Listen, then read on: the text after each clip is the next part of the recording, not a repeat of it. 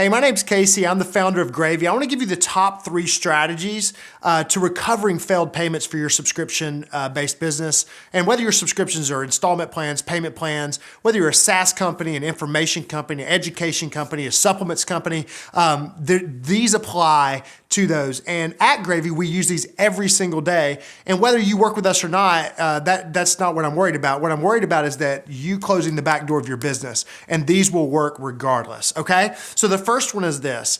We know that you've got to have a full-time focus if you're going to do this. So number 1, a full-time focus. And you say, well, what do you mean by that? Well, I'm going to give you the 3 phases in which CEOs, entrepreneurs, owners of companies, COOs, people that are running companies and they're worried about this metric of failed credit card payments, what they do. So the first thing that they do is the first thing that I did when I had a company that was growing month after month, and we had all these payment plans and we had subscriptions for our software, and it was growing month after month. The first thing I did is to realize that we had nothing happening. So I just realized there was nothing going on. And I was alarmed by it because at first the number wasn't that big. Then it started growing month after month after month. And the problem of doing nothing and the problem of not focusing on this is that it is a recurring problem. It's a compounding problem.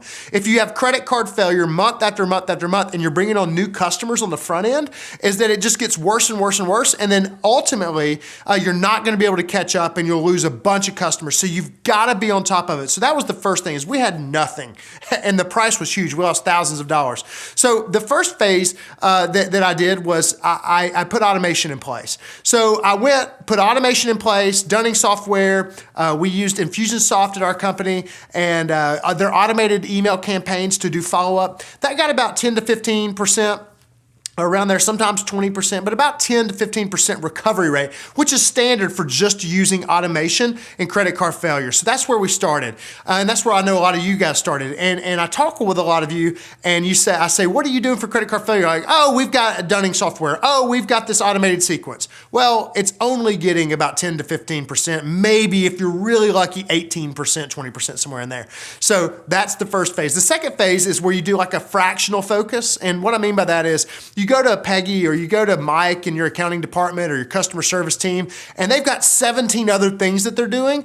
And you go, hey, I need you to do this too. And it's like they kind of pay attention to this metric of failed credit card payments, but it's not like they're on top of it every single day, day in and day out. It's just one of those things they do too. But if it doesn't happen, there's nothing negative. There's no negative consequence to their job. So there really is no accountability in your organization when there's a fractional focus, because it's just one of those things that you know as well as they know, that it's one of the things that if they can get around to, that they do it, but it's not something that they're held accountable to or that there's a standard in. And if that's happening, you're losing tons of money. And the stats on that is you're probably pulling about 20% to 30% recovery rate.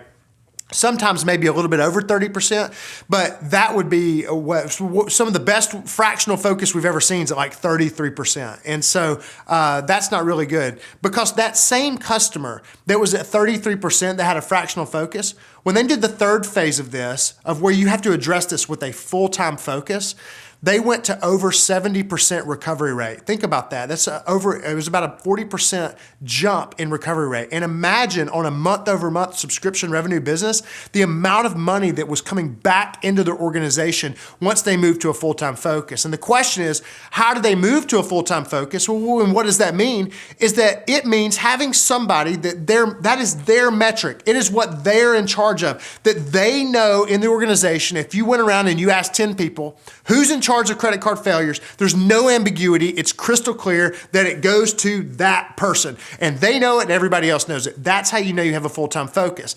That's where Gravy was birthed. The reason why we created this company is I had a company. We did do this, and I did do all of the phases, and finally we got to where we had a full-time focus. But the problem is with a full-time focus is it's so expensive. Like most of your businesses, you can afford to hire people to focus on this one task. You got to have a bigger organization, a high figure, moving into the 8 figures up to the high 8 figures into a 9-figure organization to have full-time focus. So how do you get full-time focus for a reasonable cost? That's why we built Gravy. That's where it came from. So that's the first thing you've got to do, is have a full-time focus. Number 2 is that you've got to have a proven communication process.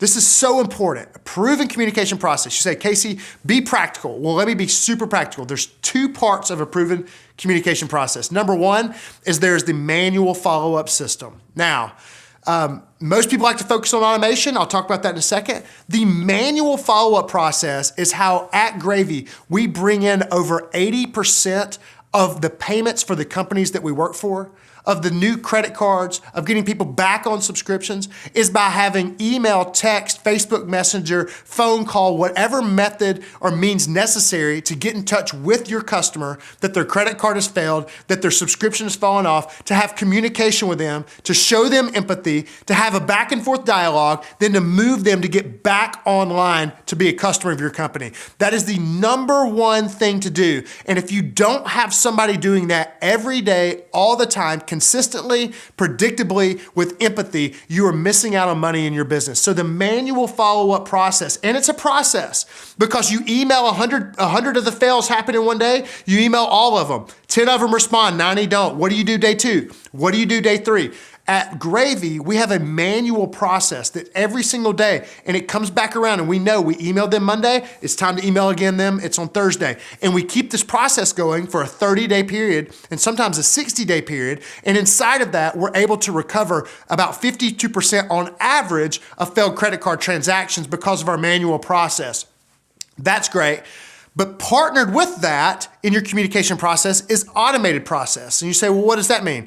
Well, it means having Dunning software or your CRM to send out automated emails when a credit card fails. But here's a problem with just having automation. Like one of our biggest customers that we started out with, they said, oh, we have automation. That's what's taking care of it. And they're the ones who had like a 33% recovery rate. We went and looked in and they had an automated process, but the problem was inside of their CRM, a bunch of their customers had opted out of their emails.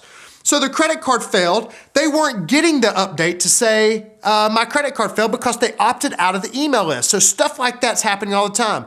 The same customer in their automation, literally one of the biggest customers. If I said their name, you would probably know it. They're worldwide, you would know them. In their first email, it's to go out to say, update your credit card, the link was broken. Somebody just wasn't paying attention to it. Technology moves, it changes. There's cobwebs that happen. So you've got to stay on top of it and you've got to have somebody that's focusing on it. That's why, number one, having a full-time focus. Number two, a communication plan. That full-time focused person will make sure that your communication plan is actually on point, it's working, and it's actually effective and measured. The third thing is this, is that you've got to have visibility. Visibility. So a full-time focus, a proven communication plan, and visibility. Well, what do you say, Casey, be practical. Let me be super practical into what you need visibility in to close the back door of your subscription-based business. Here's what it is. Number one is that you've got to know how much total revenue you have failed on a monthly basis, and it's got to be simple. It's got to be 10,000. I know that number, or it's 15,000, or it's 60,000. Whatever the dollar amount is, you need to know that number. Number two, how much of that revenue is recovered within 30 days? You need to know that number. Number three, how much of that revenue is recovered within day 31 to day 60? You need to know that number. How much of that revenue never goes, we just can't get back? Knowing that number. Those kind of numbers and having those numbers not only known, but have them visible is huge. So having visibility into from a time a credit card fails to did it get brought back in via automation or a manual process, knowing these kind of information. How do you know all that? How do you keep up with all that? Well, it's funny. In most businesses, on the front side of the business with marketing, ad spend, Facebook ads, Google AdWords, all of your content stuff you're doing for marketing, your sales stuff that you give to business development people, you measure that. You go, hey, we put $5,000 into it and we got X out of the back end of it. The same thing has to happen on this side of your business. Listen, you've already done the hard work of getting new customers in and paying the acquisition cost for a new customer. You should have just as much visibility, focus, and metrics on the back side of your business as you do on the front side of your business. And you go, well, this sounds like a lot of work. It is a lot of work, but it doesn't have to be a lot of work for you. That's why we founded Gravy. Everything I just described to you, the full-time focus, the proven communication process, and visibility happens for you. Done for you, done with you, in conjunction with you. You say, well, how does it work? Well, we use a term called invisible dignity, where we're invisible to your customer base. And so what that means is that we plug in like we're part of your team and we work with you to go contact your customers with a full-time person that's focused on it. We have a proven communication plan that's working across industries all around English-speaking countries around the world.